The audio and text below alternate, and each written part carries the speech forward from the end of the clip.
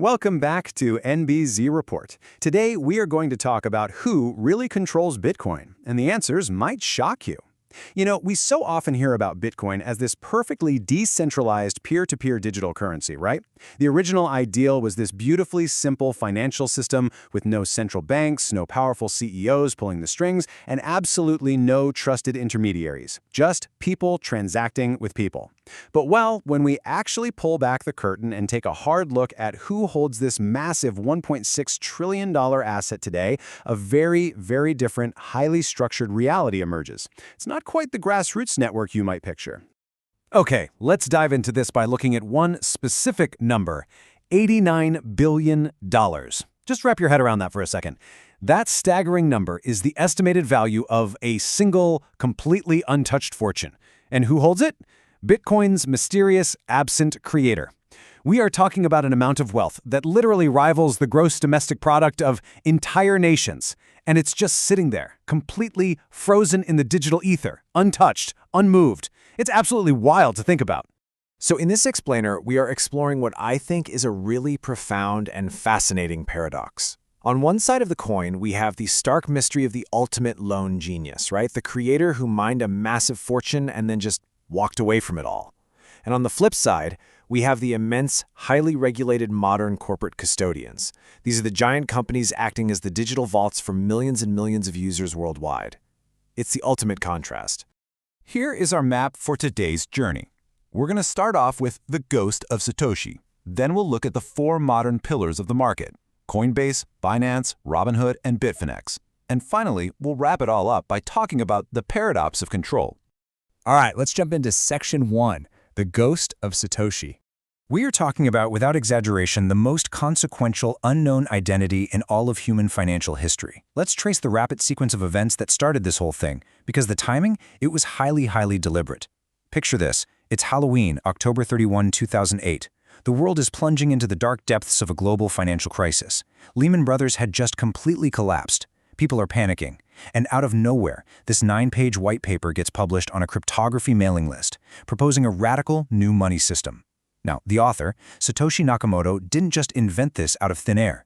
They synthesized decades of complex cryptographic work, taking ideas from brilliant people like David Chaum and Adam Back, to finally solve the notoriously complex problem of digital double spending. Fast forward just a few months to January 2009, and the network actually goes live. Satoshi sent the very first transaction to a legendary cryptographer named Hal Finney. From there, Satoshi guided the project closely until 2010, eventually handing over the source code access to lead developer Gavin Anderson. And then, in April 2011, Satoshi sent one final email essentially saying, "I've moved on to other things." And after that, complete and total silence. They vanished. Which naturally brings us to the greatest unsolved mystery in modern finance. Who actually is Satoshi Nakamoto? I mean, think about it. Despite 17 years of intense global investigation by incredibly smart journalists, international law enforcement, and top-tier cryptographers, we still do not have a definitive answer. It's crazy.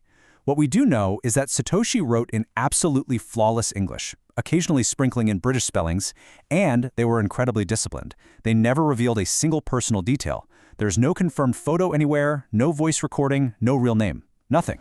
Just a ghost in the machine. Now, of course, human nature being what it is, naturally they're top suspects. First up is Hal Finney. Remember, he was the man who ran the very first Bitcoin node and received that very first transaction from Satoshi. Amazingly, and this is one of those truth is stranger than fiction details, he lived just a few blocks away from a man whose actual legal name was Dorian Nakamoto.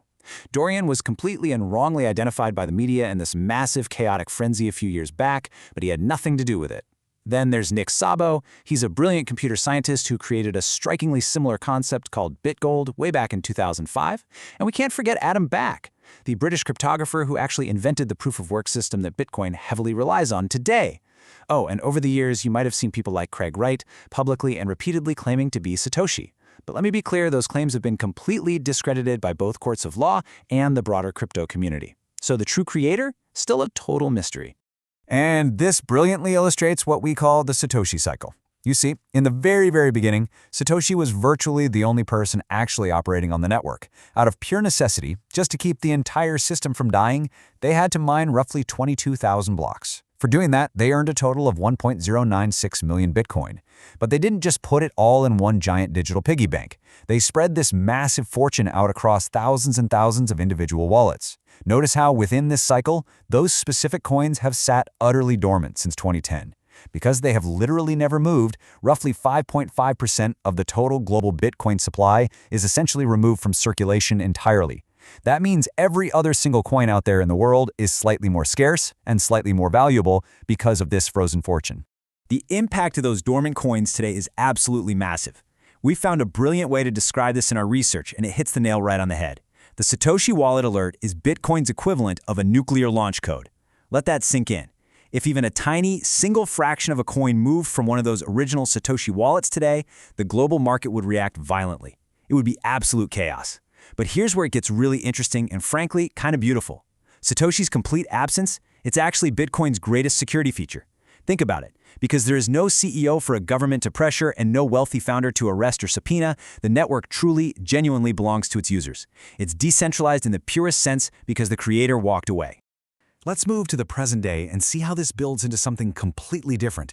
Contrast that singular, untouched mythical stash with the massive scale of today's corporate giants. Look at these numbers. Coinbase custodies nearly 958,000 Bitcoin. Binance is holding around 634,000. Robinhood holds roughly 140,000. Now, to be clear, these companies don't personally own all these coins. They are custodians. They are holding them safely on behalf of millions of everyday clients and massive institutional funds. It's a completely different world from the early days of Satoshi mining alone on a laptop. Which brings us to Section 2, Coinbase, Institutional Vault. Now, what's really interesting about this slide is the sheer institutional plumbing that Coinbase has built over the years. It is fascinating. They were founded in San Francisco back in 2012 by Brian Armstrong and Fred Arison. Back then, their original goal was just to make buying Bitcoin as easy as buying a book on Amazon. They wanted to make it accessible. But today they are the absolute backbone of Wall Street's crypto ambitions. Let me break down how this works. When everyday investors decide to buy shares of a Bitcoin ETF, like BlackRock's massive IBIT fund, BlackRock literally instructs Coinbase to go buy the actual physical Bitcoin on the open market. Once purchased, that Bitcoin is then locked away securely in Coinbase's highly guarded cold vaults. They are the actual vault for traditional finance. The scale here is honestly hard to overstate. Driven by a powerhouse executive team, people like President Emily Choi, CFO Alicia Haas, and Chief Legal Officer Paul Grewal, Coinbase now custodies approximately 958,000 Bitcoin. To put that into perspective, that is valued at around $78 billion. And they do this heavy lifting for over 100 million verified users. But, and this is a big but, with that kind of scale comes immense responsibility. They represent the ultimate institutional concentration risk. If some unimaginable, catastrophic event were to happen at Coinbase today, it would severely disrupt the entire global market. It would completely dwarf historical disasters like the famous Mt. Gox collapse. They are, for sure, the undeniable anchor of American crypto infrastructure right now. Let's move on to Section 3, Binance, the global giant.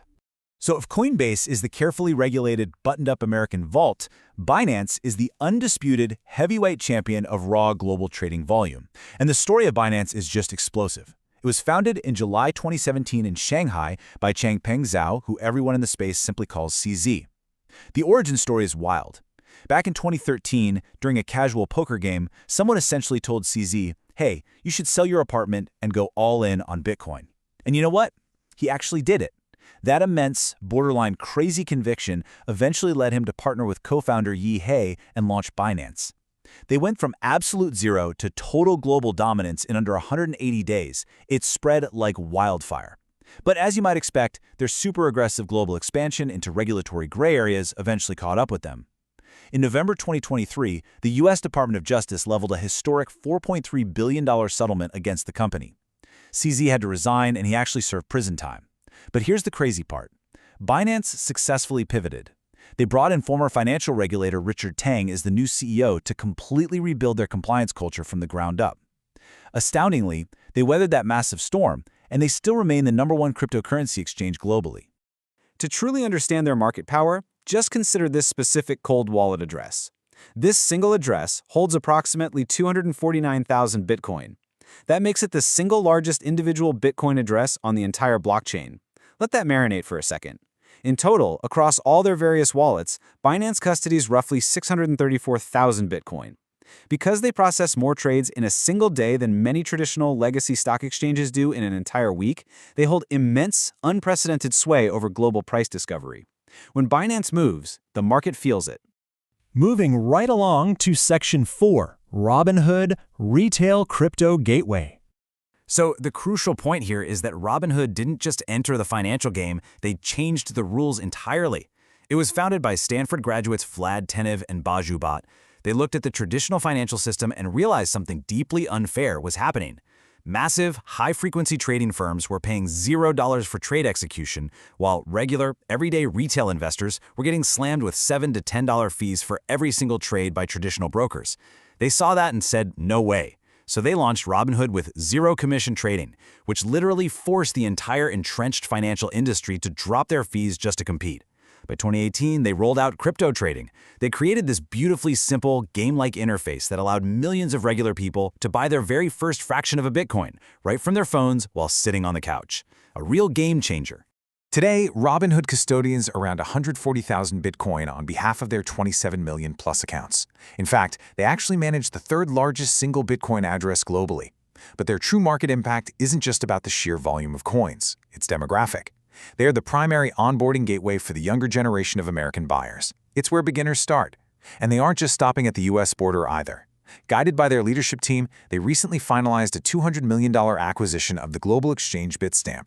That move secured over 50 international licenses for them, signaling they are ready to expand their retail dominance onto the global stage. Okay, on to Section 5, Bitfinex, the resilient pioneer.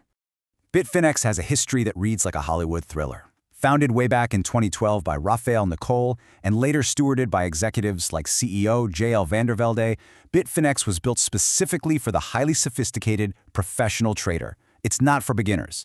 It is also inextricably linked to the massive stablecoin operator Tether. But what truly defines Bitfinex in the history books is its unbelievable survival story. In August 2016, the exchange suffered a catastrophic hack, and an astonishing 119,754 Bitcoin were stolen, just gone. Poof. It was a crippling blow that would have absolutely destroyed almost any other company on Earth. Instead of folding, they carefully navigated the crisis, socialized the losses among their users, and stubbornly kept operating.